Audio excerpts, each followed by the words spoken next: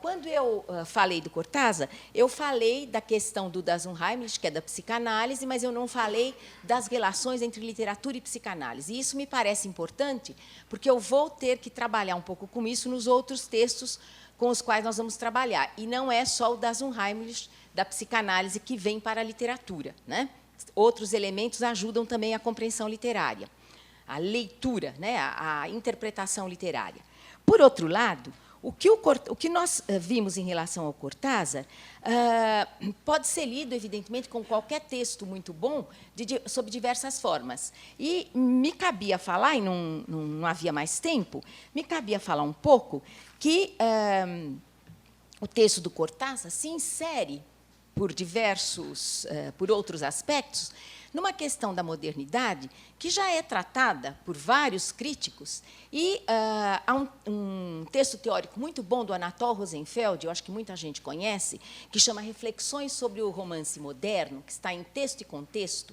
É um texto de 69, mas excelente, em que ele vai levantar duas hipóteses para o romance moderno. Então, ele diz o seguinte, que há uma questão primeira, e não é dele a ideia já vem desde Goethe, que já se discute, quer dizer, vem de vários outros autores críticos, que é a questão do espírito do tempo, ou seja, há ideias que circulam, o espírito de época, né? Então, há ideias que circulam e os autores vão trabalhando aqui e acolá, né, sem que se saiba um do outro, né? Porque as ideias estão num tipo de cultura, quer dizer, na sociedade ocidental. E quando o Anatol vai trabalhar com essa hipótese, ele trabalha com duas hipóteses para a questão do romance moderno, mas nós vamos perceber que isso se encaixa perfeitamente ao conto, porque vai tratar de personagem, de espaço, da perspectiva, quer dizer, são elementos que estão em qualquer texto literário, né?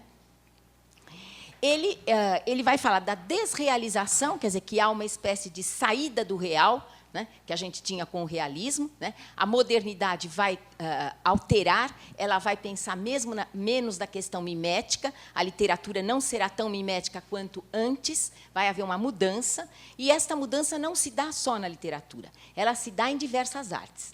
E aí ele começa a falar da pintura. Para vocês terem uma ideia desse espírito do tempo, eu vou dar um exemplo, evidente, procuro sempre, dentro do nosso esquema aqui, né, de crítica literária e psicanálise. O Machado de Assis, quando ele escreve Esaú e Jacó, ele vai falar, todo mundo já deve conhecer, os que são de outra área e que acabaram não lendo o Esaú e Jacó, é uma história de dois irmãos, não são gêmeos, né? Já tem uma relação bíblica, tem uma relação com toda a temática da genialidade que percorre toda a literatura, né? E Esaú e Jacó, na verdade, é Paulo e Pedro, são Paulo e Pedro dentro do texto do Machado, e os dois estão sempre em disputa, né? Desde que nascem. Segundo o narrador, desde a barriga da mãe, eles já estavam se desentendendo. E eles estão sempre querendo firmar a diferença em relação ao outro, né?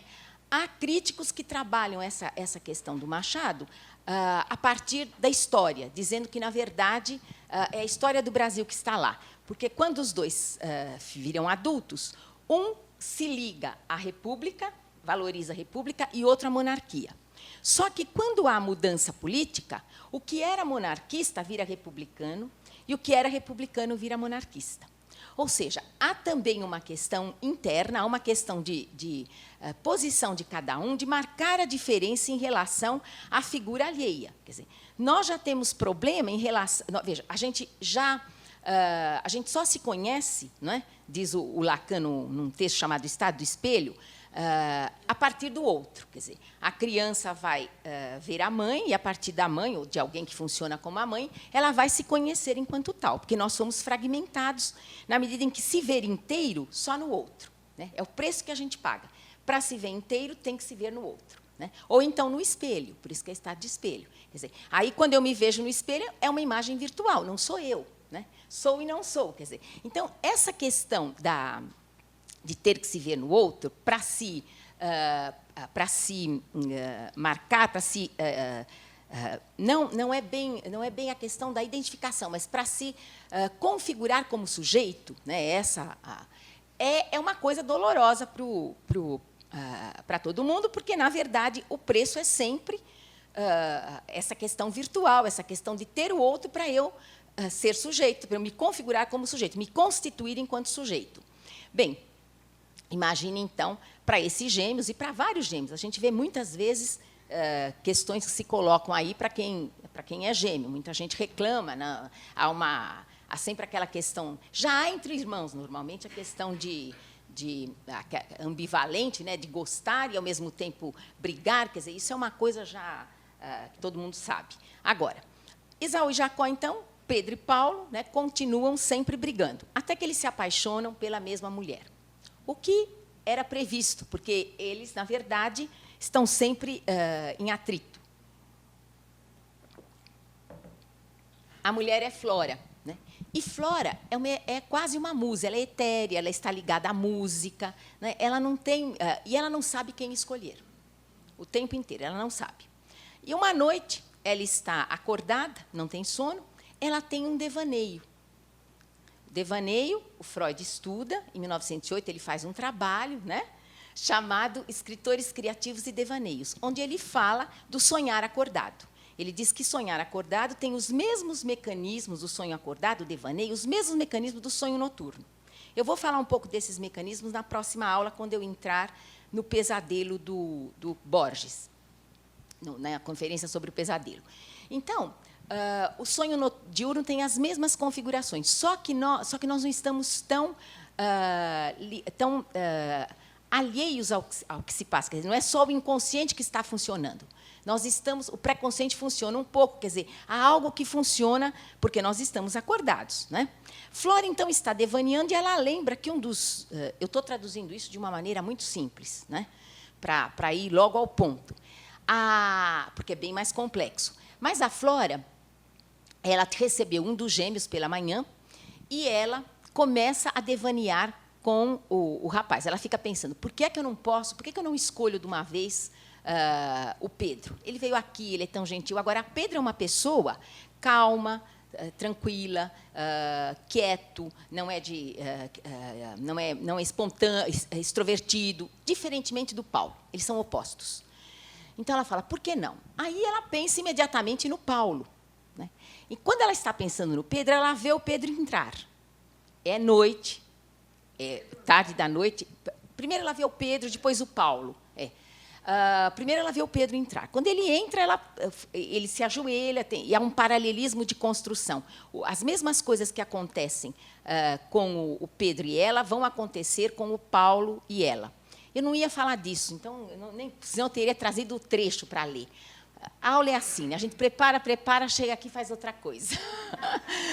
Mas eu me lembrei, para falar dessas ideias, antes de ir para a pintura e para mostrar como Cortázar está nesse espírito do tempo, eu me lembrei dessa configuração que é importante. Aí, o Pedro se ajoelha e ela dá a mão para ele, e ela se vê nos olhos dele, e há toda uma configuração onírica, né? Mas ela está acordada. Bom, aí o Pedro se retira, volta o Paulo. Aí ela pensa, eu podia me casar com o Paulo, e quando ela pensa isso, volta o Paulo. Quer dizer, aí ela também devaneia com o Paulo. E ela continua sem saber quem escolher. No final desse devaneio, que é belíssimo, chama A Grande Noite, vale a pena ler, é um texto belíssimo. Voltam os dois, e os dois se condensam num só, que é o desejo da Flora. A Flora não quer escolher Pedro ou Paulo, ela quer Pedro e Paulo. Ela quer o impossível, né? Como nós, né? Os nossos desejos muitos são impossíveis. Ela quer o impossível. Ela quer os dois radicalmente opostos em um só, né? E aí Flora acorda. Ela fala, acorda, não, Flora vê que a lamparina está terminando e que o dia já vem raiando, e ela dorme.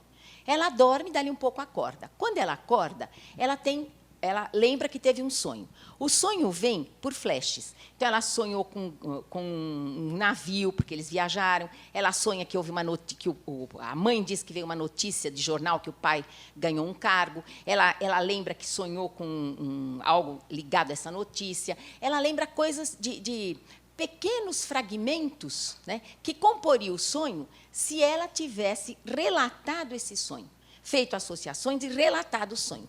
Mas ela não relata. Como a gente, quando acorda e vê e diz, desconexo, isso não tem sentido o que eu sonhei, né? Evidente que teria. Bom, então, Machado faz isso no Brasil sem ter lido Freud. Freud está lá compondo a interpretação dos sonhos. Eu, aliás, vou pedir para quem tiver a oportunidade de ler o capítulo do Trabalho do Sonho, vai ser muito bom para entender um pouco o pesadelo do Borges. Se bem que o Borges é matreiro e não fala que usou Freud, né? Ele fala de todos, menos daquele que, evidentemente, tem ligação direta com ele, que é Freud. Mas ele não fala. Então,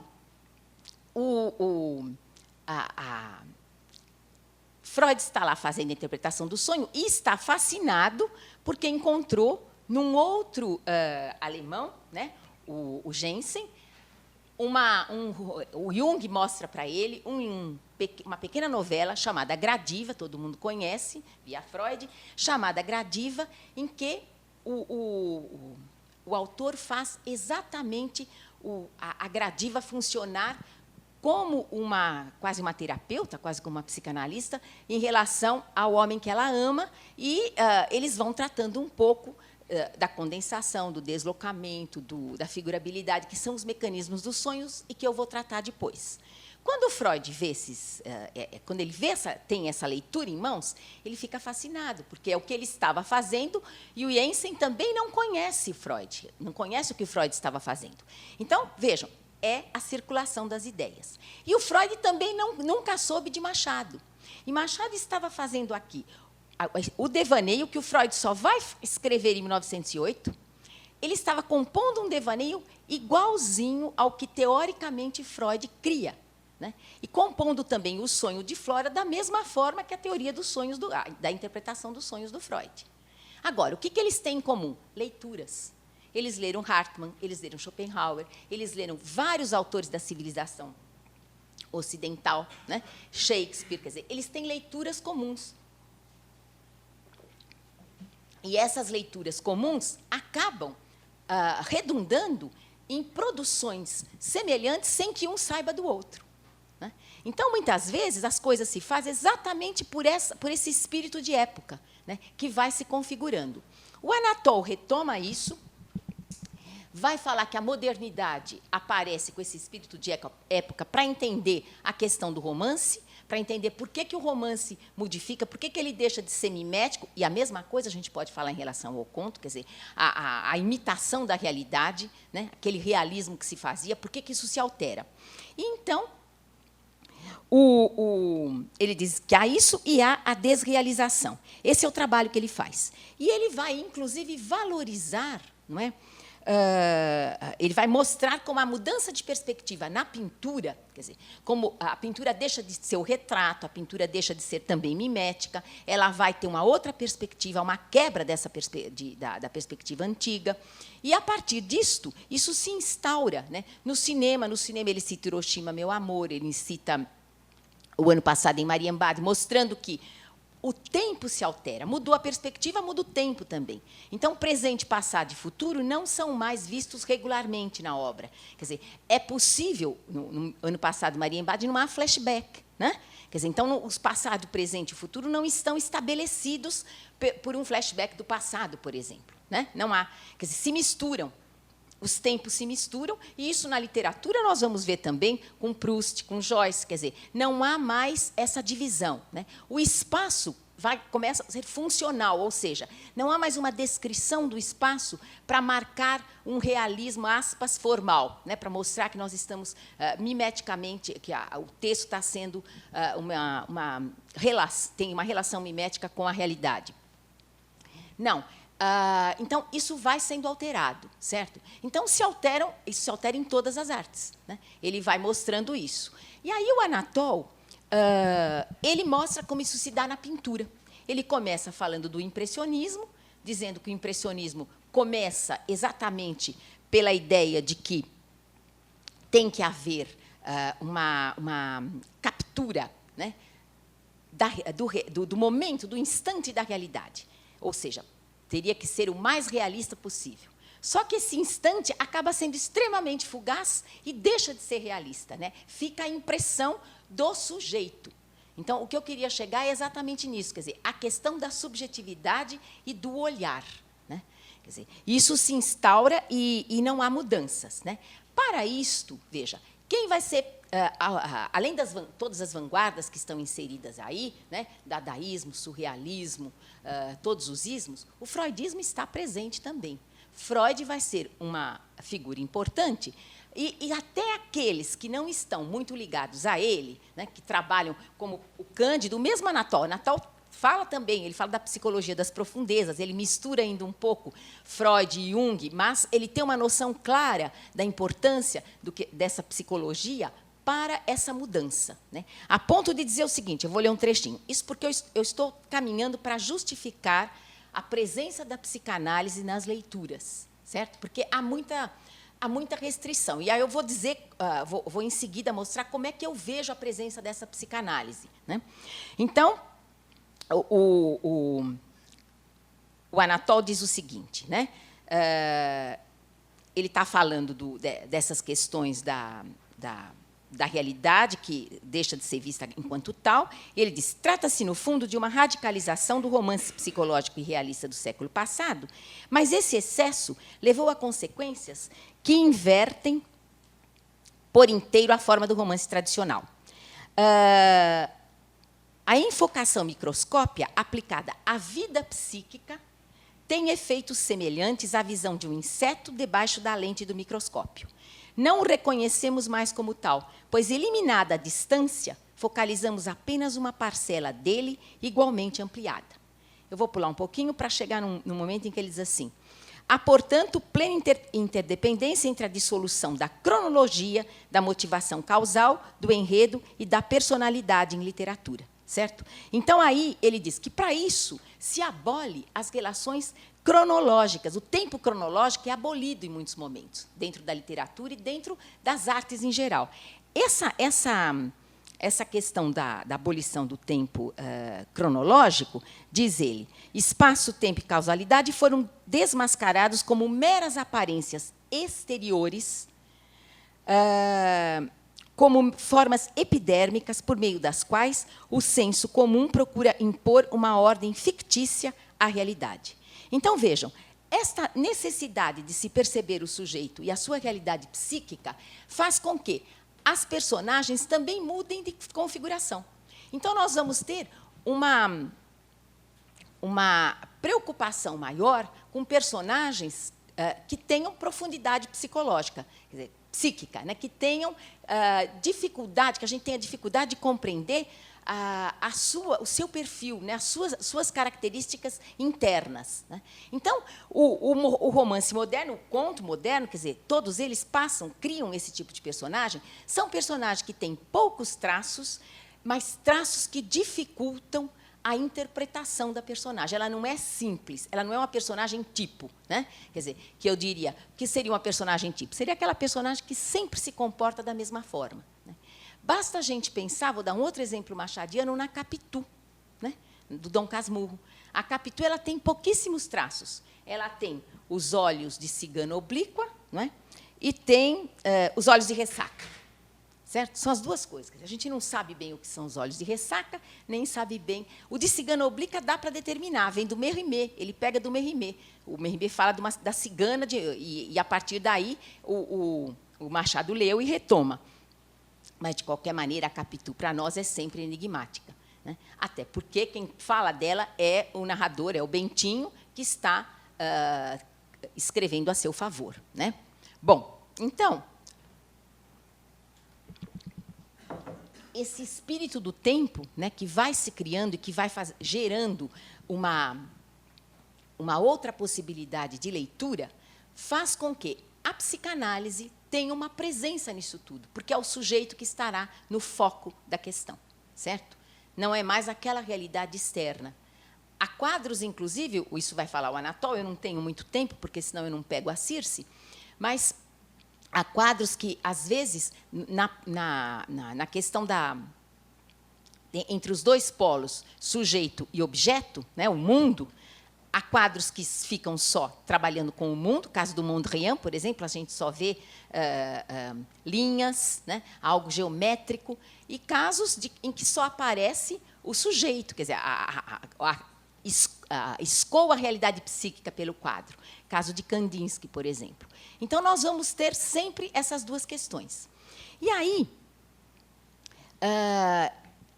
há um tempo atrás, eu orientei uma moça que nem acabou, na verdade, o trabalho dela há muitos anos, e ela fez um trabalho sobre o Cortázar e falou um pouco de... Nós trabalhamos, orientei um pouco para a Continuidade dos Parques, que seria um dos textos dela, e ela foi por esse caminho da questão das ideias, né? E ela fala um pouco da relação do Cortázar com o Escher, né? Recentemente, uma outra professora também, nós fizemos juntas um trabalho, e ela trouxe uma série de quadros do Escher para a gente avaliar. E aí uma aluna me trouxe, eu não pude ir nessa exposição, mas houve uma exposição no Banco do Brasil. Alguém foi? O Mundo Mágico de Escher? Exatamente. E essa exposição, quando a aluna me trouxe, eu fiquei fascinada, porque, na verdade, a Continuidade dos Parques, que nós lemos na última aula, é exatamente um dos quadros do Escher. Então, eu vou mostrar ele um pouquinho aqui, porque vocês vão exatamente observar um homem que olha por uma janela, e é um quadro que ele está olhando, e dentro desse quadro há um homem que está olhando outra janela. E aí tem no YouTube aqui não vai passar o YouTube falando, acho que não vai dar, mas há um estudioso de geometria que está dando explicações bem assim simples para que se entenda, para aquele que não é mais leigo. Ele está exatamente falando que são quadrados, eu queria que vocês observassem conforme eu passo, são quadrados que vão se deformando, né, para criar essa ideia de ele não fala, aí eu que vou além, cria-se uma certa vertigem, né, uma certa circularidade vertiginosa da qual a gente não consegue sair, né, exatamente como continuidade. Então, eu vou colocar aqui para vocês darem uma olhadinha. Para eu encerrar o continuidade, tá?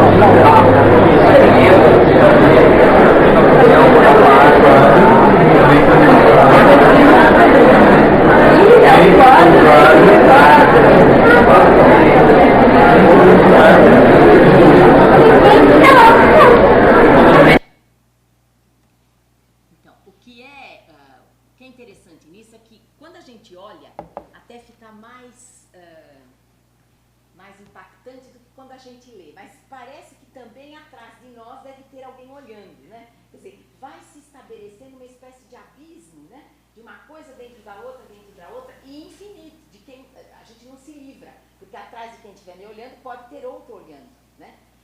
Então, e eu acho que é exatamente o que eles fazem quando eles vão fazendo uma circularidade, né? A música e a circularidade no quadro do Escher, né? E, então, isso me parece, veja, essas modificações a partir da modernidade, final do século XIX, começo do XX, e vai por aí afora. Quer dizer, então, esse espírito do tempo de mudanças estão presentes na literatura, na pintura, né, no cinema, como eu disse para vocês, citei, que é o próprio Alain Resnais, né, o ano passado, Maria Embate. Quer dizer, essas coordenadas de tempo, espaço, coisas fixas, vão terminando, né? Quer dizer, vão se diluindo e nós vamos tendo outras coisas. As personagens também vão se configurando de outra forma e vão ganhando complexidade. Ora, essa complexidade que focaliza o sujeito pede novas leituras. E não há quem fale dessa subjetividade que não lembre de Freud.